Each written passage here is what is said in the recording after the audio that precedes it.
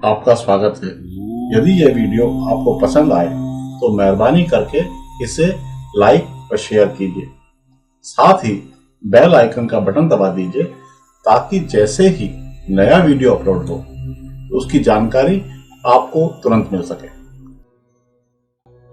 आपने देखा होगा कि दरगाहों, मस्जिदों, गुरुद्वारों और सिंधी दरबारों में सिर ढकने की परंपरा है।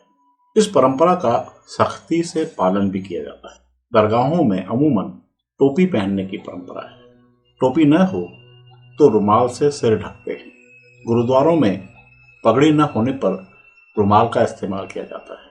कई सिंधी दरबारों में तो टोपी की व्यवस्था पहले से होती है, लेकिन आमतौर पर रुमाल से ही सिर ढका जाता है। अगर आपने लापरवाही में सिर नहीं ढका है तो अन्य श्रद्धालु आपको तुरंत टोक देते हैं। सिर ढकने की परंपरा क्यों है, यह सवाल कभी आपके जेहन में भी उठता होगा।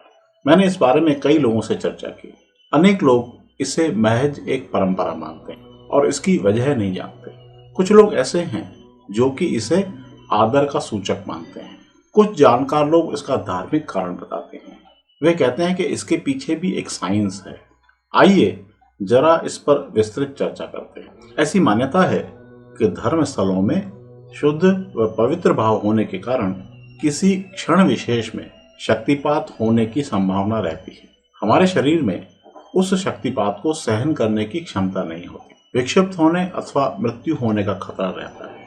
क्योंकि टोपी या रुमाल यानी कि कपड़ा कुचालक होता है, इस कारण वह शक्तिपात होने की स्थिति में उसे रोक देता है।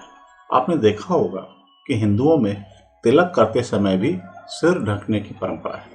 अगर उस वक्त कपड़ा उपलब्ध नहीं है तो सिर पर हाथ रखते हैं। हालांकि हम जब हाथ रखते हैं तो ऐसा प्रतीत होता है कि यह आदर का सूचक है, लेकिन उसके पीछे भी शक्तिपात होने की संभावना का तर्क दिया जाता है।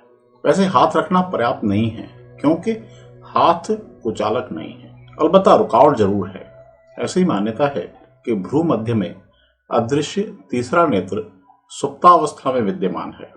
तिलक से प्रतिष्ठित करने पर उस स्थान के जागृत होने की संभावना रहती है।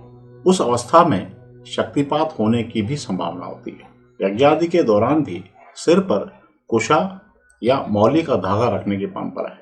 इसका संबंध भी कदाचित शक्तिपात से ही होगा। हमारे यहाँ मंदिर में प्रवेश व आरती के वक्त, अरदास के समय और किसी के पैर छूने के दौरान बड़े बुजुर्गों के सामने स्त्रियां आवश्यक रूप से साड़ी अथवा चुन्नी के पल्लू से सिर ढकती हैं। इसे एक मर्यादित आचरण के रूप में लिया जाता है।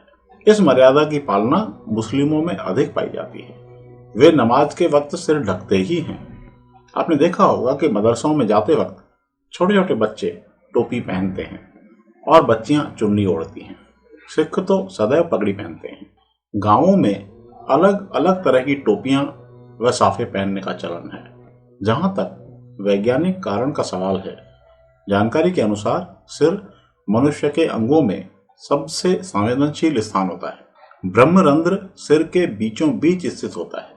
मौसम के मामूली से परिवर्तन के दुष्प्रभाव ब्रह्मरंध्र के भाग से शरीर के अंगों पर आते हैं। उससे बचने के लिए सिर ढका जाता है। इसके अलावा मान्यता है कि आकाशीय विद्युतीय तरंगें खुले सिर वाले व्यक्तियों के भीतर प्रवेश कर क्रोध, सिरदर्द, आंखों में कमजोरी आदि रोगों को जन्म देती है। यह भी मान्यता है कि जिसका हम सम्मान करते हैं उसके सामने हमेशा सिर ढककर रखना चाहिए।